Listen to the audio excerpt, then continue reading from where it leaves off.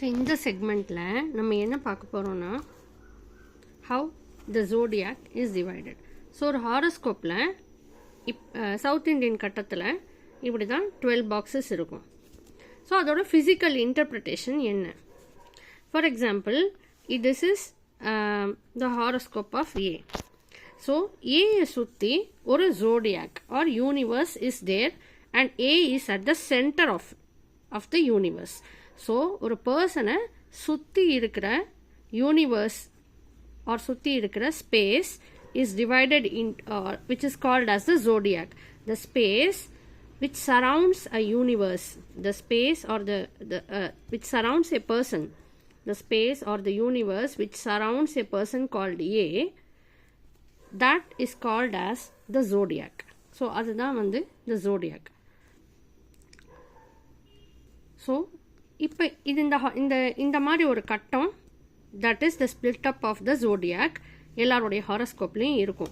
which means that suppose this is the horoscope of A. So A is standing here at the time of birth of A. இதோட meaning என்ன? இதான் என் ஜாதகம் அப்படின்னு நம்ம காமிக்கிறோன்னா அதோட meaning என்ன? இப்படி ஒரு கட்டத்தை காமிக்கிறோம், அதுக்கு மீனிங் என்னன்னா, when A was born, he is assuming at the center point A சுற்றி இருக்கிற universe which is called as the zodiac, அந்த ஜோடியாக்கோட கண்டிஷன் எப்படி இருந்தது அதை தான் வந்து இந்த ஜாதகம் சொல்லும். ஸோ இந்த ஜாதகத்தில் என்ன இன்ஃபர்மேஷன் இருக்கும்? சென்டரில் A suppose it is the horoscope of A is a just born newborn infant. So at the time when he was born, the universe around him, how was the universe around him? And the information that actually physically is shared in this horoscope. So எப்படி அந்த இன்ஃபர்மேஷனை நம்ம share பண்ணுறோம்? ஏ பிறக்கிறப்போ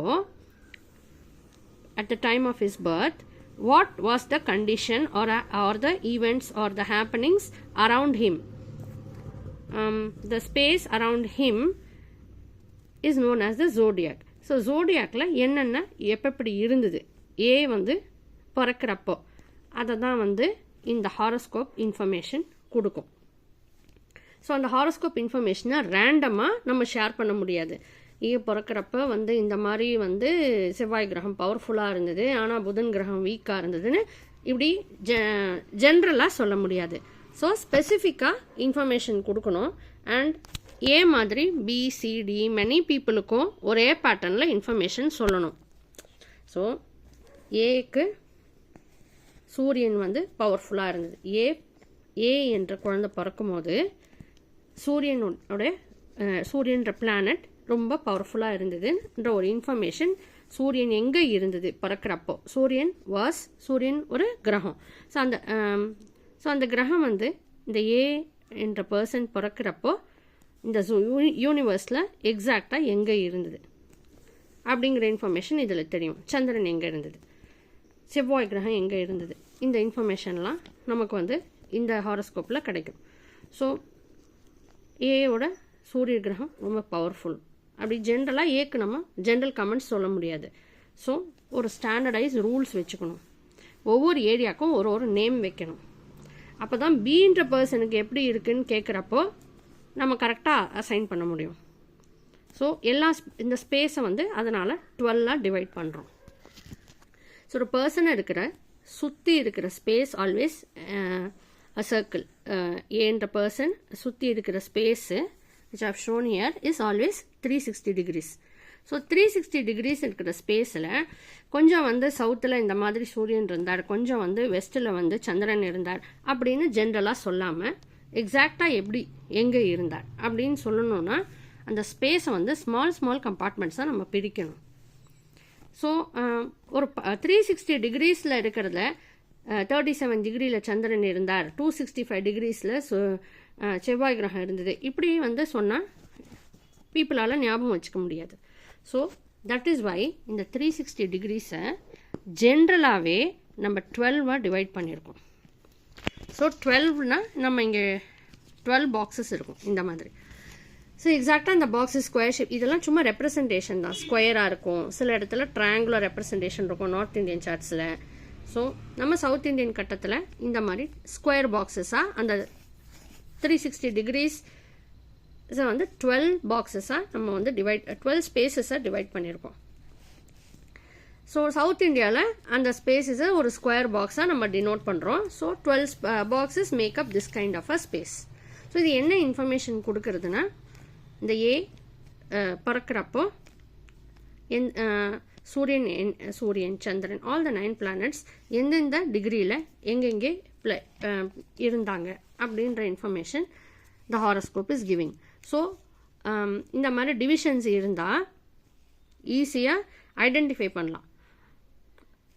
179 டிகிரிஸில் வந்து சந்திரன் இருந்தார் அப்படின்னு சொல்கிறத விட கன்னியாராசியில் சந்திரன் இருந்தார்னு சொன்னால் it's easy to remember and also it's easy to identify and generally it's more easy and clear. அதனால் இந்த மாதிரி நம்ம அந்த ஸ்பேஸை 12ஆக டிவைட் பண்ணியிருக்கோம். ஸோ அந்த ஸ்பேஸை வந்து 360 டிகிரிஸை வந்து 12ஆக டிவைட் பண்ணோம்னா ஈச் ஸ்பேஸ் இஸ் 30 டிகிரிஸ். ஆஸ்ட்ரோனாமிக்கலி அந்த ஒரு பர்சனை சுற்றி இருக்கிற 360 டிகிரி ஜோடியாக்க 30 டிகிரிஸாக 12 பாக்ஸஸாக நம்ம டிவைட் பண்ணியிருக்கோம். ஸோ ஃபஸ்ட்டு 30 டிகிரிஸோடைய பேர் வந்து மேஷம். ஸோ செகண்ட் 30 to 60 பேர் ரிஷபம், மிதுனம், கடகம், சிம்மம், கன்னியா, துலா, ரிச்சிகம், தனுர், மகரம், கும்பம், மீனம். ஸோ 12 டிவைட் பண்ணியிருக்கோம். ஸோ ஈச் ஸ்பேஸை வந்து ஃபஸ்ட்டு ஸ்பேஸ், செகண்ட் ஸ்பேஸ் அப்படின்னு சொல்லலாம். பட் அதுக்கு ஒரு பேரும் இருக்குது. ஸோ ஃபஸ்ட்டு 30 டிகிரிஸை வந்து நம்ம மேஷம்னு பேர் வச்சுருக்கோம். ஸோ ஒரு பர்சனோட ஹாரோஸ்கோப்பை பார்க்குறப்ப மேஷம், ரிஷபம், மிதுனம்லாம் எழுதியிருக்காது, பிளானட்ஸ் மட்டும்தான் எழுதியிருக்கோம். But we should know that இந்த 1லேருந்து 0லேருந்து 30 டிகிரிஸ் இருக்கிற ஸ்பேஸ் பேர் மேஷம் அப்படின்றது it's fixed for every one.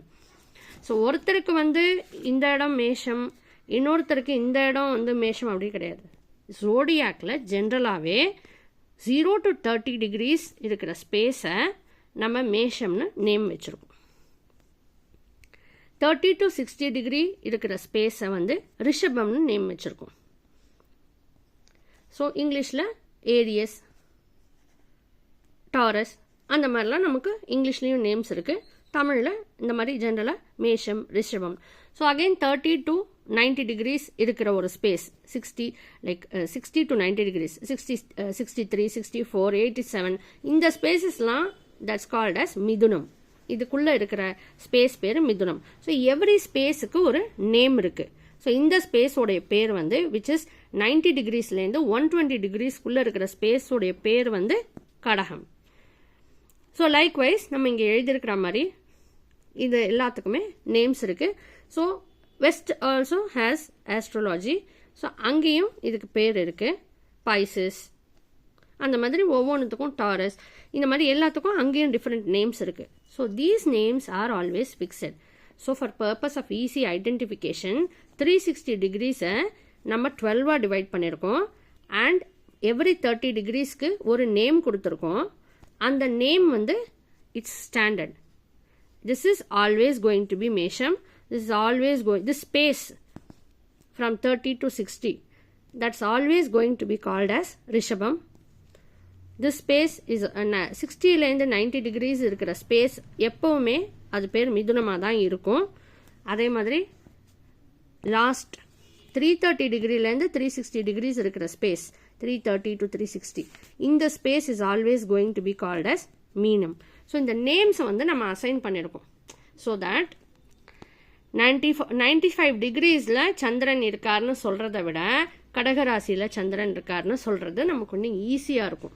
அதனால் நம்ம இந்த மாதிரி 30 டிகிரிஸாக பிரித்து ஒவ்வொரு ஸ்பேஸுக்கும் ஒரு நேம் அசைன் பண்ணியிருக்கோம்.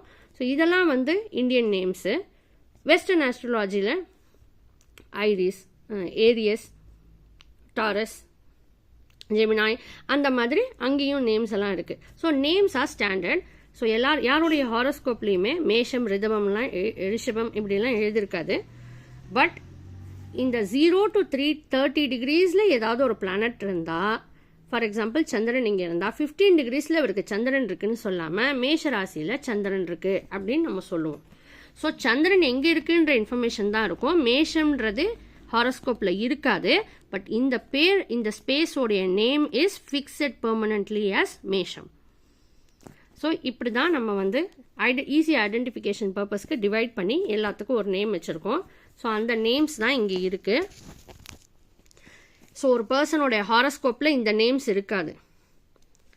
நம்மளா வந்து இது பேர் இப்போ நம்மளே வந்து இதை தெரிஞ்சுக்கணும். இது வந்து 0 to 30 டிகிரி ஸ்பேஸ், இது வந்து மேஷம். இது வந்து 120 to 150 டிகிரிஸ் இருக்கிற ஸ்பேஸ், இது வந்து சிம்மம், இது சிம்ம ராசி. சிம்ம ராசினா என்னன்னா ஜோடியாக்ல 120லேருந்து 150 டிகிரிஸ்குள்ளே இருக்கிற ஸ்பேஸ் இஸ் கால்ட் அஸ் சிம்ம ராசி. அப்படி நம்ம வந்து இதெல்லாம் நம்ம தான் தெரிஞ்சுக்கணும். தட் இந்த ஸ்பேஸஸ்க்கு இந்த பேர் இருக்குது. ஸோ ஏதான ஒரு கிரகம் 270 டிகிரிஸ்லேருந்து 300 டிகிரிஸ்குள்ளே இருந்தால் அது மகரத்தில் இருக்குது அப்படின்னு நம்ம முன்னாடியே தெரிஞ்சுக்கணும். ஒவ்வொரு ஹாரோஸ்கோப்லேயும் மகரம் கும்பம்னு எழுத மாட்டோம். கிரகங்கள் இந்த கட்டத்தை மட்டும் போட்டு உள்ள கிரகத்தை மட்டும்தான் எழுதுவோம். பட் அந்த ஸ்பேஸுக்கு பேர் என்னன்றது நம்ம ஸ்டாண்டர்டான பேர் தான். ஸோ எல்லாருக்குமே அந்த பேர் தெரியும். ஸோ அதை வச்சு நம்ம என்ன பேர்னு நம்ம சொல்லிடலாம்.